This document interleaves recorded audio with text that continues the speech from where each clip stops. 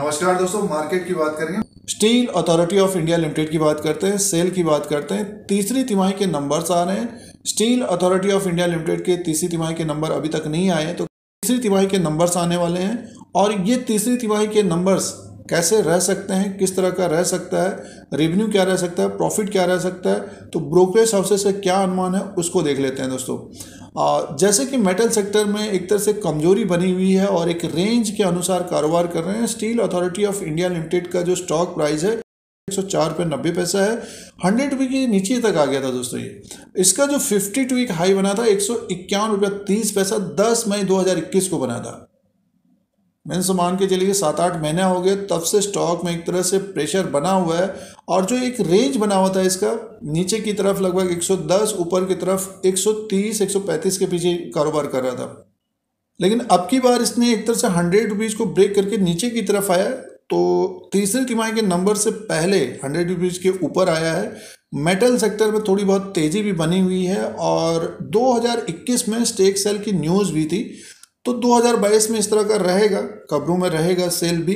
और Q3 FY22 के जो नंबर्स आ रहे हैं steel authority of India limited के, वो आ रहे हैं 9 फरवरी 2022 को आ रहा है। Financial result to consider and approve the financial result for the period ended December 31, 2021।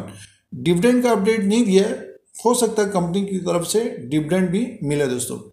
तो 9 फरवरी 2022 को इसका नंबर्स आ रहे हैं और स्टॉक में हलचल बढ़ सकती है। ब्रोकरेज हाउसेस का क्या अनुमान है उसको देख लेते हैं दोस्तों। वीडियो आपके मतलब का है तो लाइक का बटन दबाएं।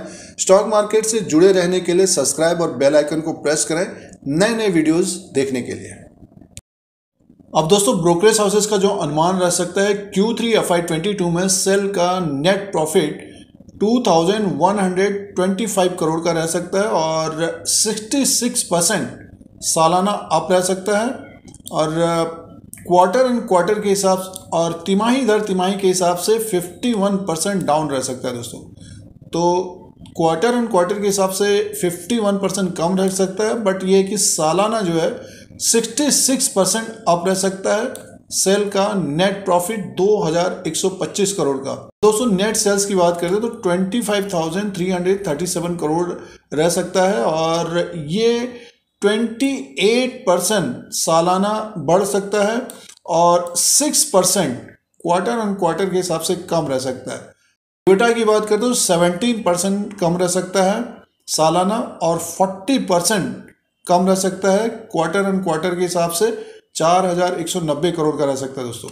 ब्रोकरेज हाउसेस का जो अनुमान है Q3 FY22 में स्टील अथॉरिटी ऑफ इंडिया का नेट प्रॉफिट 2,125 करोड़ का रह सकता है। सालाना 66% की ग्रोथ रह सकती है और 51% कम रह सकता है क्वार्टर एंड क्वार्टर के हिसाब से। और जो नेट सेल्स है 25,337 करोड़ का रह सकता है और ये 28% की बढ़ोतरी हो सकती है, बट ये है कि क्वार्टर एंड क्वार्टर के हिसाब से कम रह सकता है दोस्तों। तो ये ब्रोकरेज हाउसेस का अनुमान है। इससे ज़्यादा अगर नेट प्रॉफिट और नेट सेल्स होता है तो स्टॉक अच्छा करता हुआ दिखेगा। स्टॉक प्राइस की बात करते तो 105 में दोस्तों। अब दोस्तों, शेयर प्राइस के अनुसार बात कर लेते हैं। अगर हम स्टॉक प्राइस को देखते हैं तो 104 रुपये में दोस्तों, और अभी हाल फिलहाल में से गिरावट आई थी, 100 रुपीज़ के नीचे आ गया स्टॉक। देखिए, स्टॉक एक तरह से बेरिश मोड में है ये और नया लो बना रहा है। तो अब की बार भी इसने एक लो बनाया है, 94 के आसपास आया, फिर एक तेजी आई है, ऊपर की तरफ गया। तो कहने का मीन्स ये कि पिछले 7-8 महीने में एक तरह से बेरिश मोड बना हुआ है और ज़्यादातर मेटल सेक्टर में इसी तरह का रहा है। आप देखिए, टाटा स्टील को भी देख लीजिए, JSW स्टील को देख लीजिए, तो इन स्टॉक्स में एक तरह से गिरावट हो रही है। उसी तरह से steel authority of India limited में भी गिरावट है। आप देखिए, 2021 में इसने मई के महीने में एक टॉप बनाया था, 151 रुपये तक गया था और ये जो तेज़ी बनी थी, बड़ी अच्छी तेज़ी बनी थी। ये देखिए, लगभग 33 रुपये के आसपास था ये 4/11/2020 में, यानी मीन्स जनवरी के स्टार्टिंग में ये लगभग 30 से 40 रुपये के बीच था। उसके बाद एक तेजी बनी, ऊपर की तरफ 80 रुपीज़ के आसपास गया और नीचे की तरफ 55 रुपये तक आ गया था। उसके बाद देखिए 55 रुपीज़ से सीधे ऊपर की तरफ चला गया और 150 के आसपास पहुंचा। तो एक तरह से मुनाफा वसूली हुई, स्टॉक में गिरावट हुई और फिर स्टॉक ऊपर की तरफ गया। लेकिन फिर इसने अपना 52 हाई को ब्रेक नहीं किया दोस्तों और नीचे की तरफ ही फिसल रहा है। तो कहने का मीन्स है कि 2021 में इसने मई के महीने में टॉप बनाया, उसके बाद स्टॉक में एक तरह से गिरावटी हो रही है, मुनाफा वसूली हो रही है, स्टॉक ऊपर की तरफ जा रहा है। तो प्रॉफिट बुकिंग आ रही है। तो अब 2022 है तो इसने एक नया लो बनाया है, स्टॉक ऊपर की तरफ गया है, तो सपोर्ट जो रहेगा 90 का रहेगा अभी।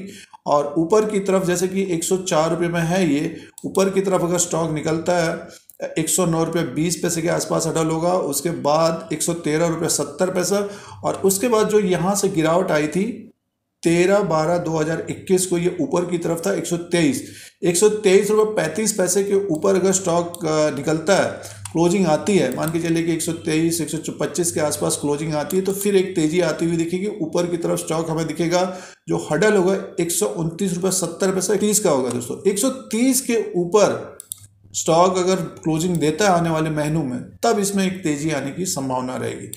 फिलहाल तीसरी तिमाही के नंबर्स आ रहे हैं तो इसमें थोड़ी बहुत हलचल बढ़ सकती है। ऊपर की तरफ हमें स्टॉक दिख सकता है 113 रुपये 80 पैसा, और उसके बाद लगभग 123 124 तक जाता हुआ दिखेगा।